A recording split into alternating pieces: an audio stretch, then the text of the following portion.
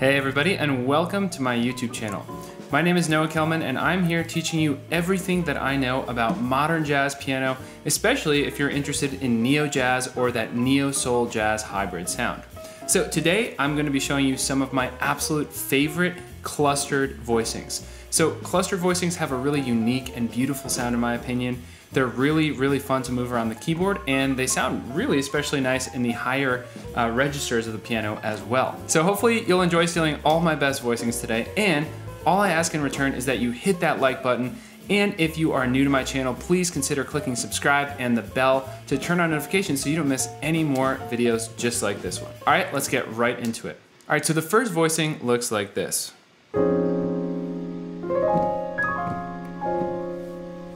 So this is a really pretty voicing. As you can see, I love to roll it up and down. Any of these really work great when you roll them. So that's just a quick little tip in there that's gonna help you really execute them in a really beautiful way. So I think of this voicing as essentially a D flat major 9 over F. So in the right hand, essentially we've got 1, 9, and 5, right? And then we can also use our thumb if we want to play that major 7 right there. And then, of course, in the left hand, we can put that 3. So we really have, from bottom to top, 3, major 7, 1, 9, and 5. So that cluster right there in the middle, to me, is what gives this voicing such a beautiful sound. Now, I always find naming some of these clustered voicings really fun and interesting, but I may not always get it 100% right, which is why I would love to hear what you think in the comments. Are there any other ways that you would actually prefer to see one of these chords written? So when I name a voicing, I like to do it in such a way that it is most likely to provide the pianist with all the information they need to play that voicing how I originally envisioned it or intended it. So when we name this D flat major 9 over F, we can be pretty sure that we're gonna have at least F, the 3, right? We're gonna have the 5 probably, A flat, we're gonna have the major 7, and we're gonna have the 9, right? That's all gonna be over F, okay? Now all I did was just rearrange that, so there's a beautiful way of doing it. All right, here is voicing number 2.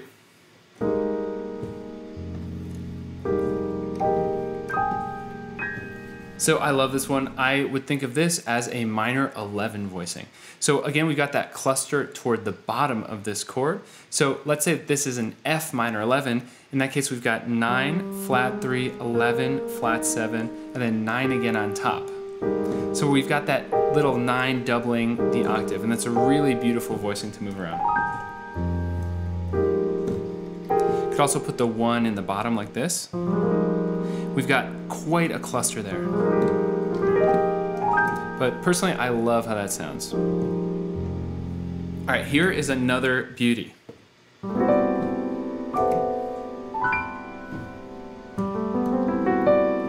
Again, we've got the cluster in the bottom of the chord here. So I'm gonna call this a C major 9 with a sharp 11. We've got the 9 on top, then we've got this sharp 11 here, right in the index finger in the right hand. So from bottom to top, we've got 5, 6, 7, 1, 3, sharp 11, and 9. And considering this is really a major 7 chord, we actually could say that this is a C major 13 with a sharp 11. So we could call this a 13. Now I've actually seen this written both ways at different times, so I'd be very curious to hear what you think would be the correct way of writing it, or even if you think there is a single correct way of writing it, right? Sometimes with these complex voicings, there may actually be different ways that people tend to write them in a lead sheet. I guess for now, just for fun, I'm gonna settle on C major 13, parentheses, sharp 11. All right, so here's a really interesting one.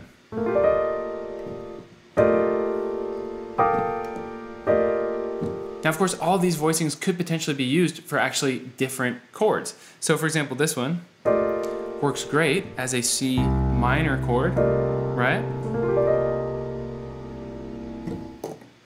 It also works great as an E flat major chord. So keep that in mind. You might want to experiment with different bass notes with some of these voicings. But let's call this a C minor voicing because I love how it sounds with that C in the bass. Man, that is a pretty one. So for me, in this voicing, the way these notes are arranged, it really brings out that 6 in the bottom, the A.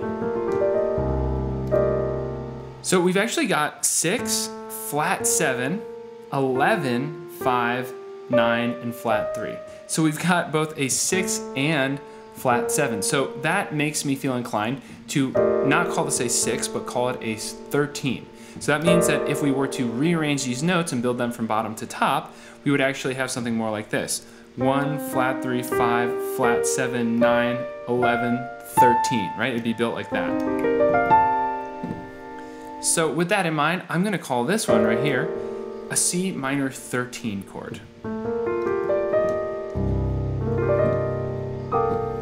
And that is definitely one of my favorites. All right, here is another great one. This is a darker sound, but it's really cool.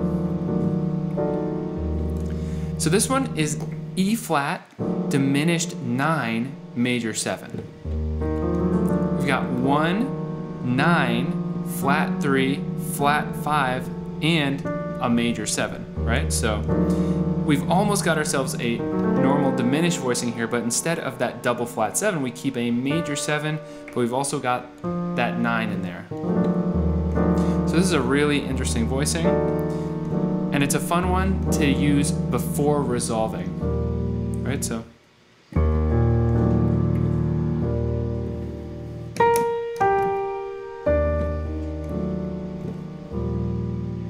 Right? So that's a really, really interesting one. All right, so here is the last voicing for today. Check this one out.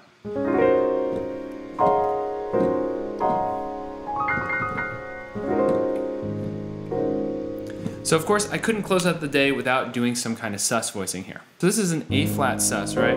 And from bottom to top, we've got 1, that's sus 4 right there, 4, 5, 13, flat 7, 9, and 3.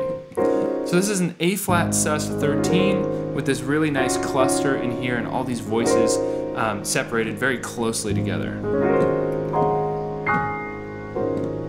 All right, well, I hope you enjoyed those voicings. Those are some of my personal favorites. Some of the ones that I have put together, which I think maybe actually make my playing a bit more unique, because I haven't heard a lot of people using those voicings before. But that's about to change, right? So go out there, steal these voicings, use them for composition, play them, do whatever you want with them. And of course, hit that like button if you think you're gonna find these useful. And if you're new to my channel, please click subscribe, click the little bell to set it to all so you never miss any videos just like this one. All right, thanks so much, and I will see you next time.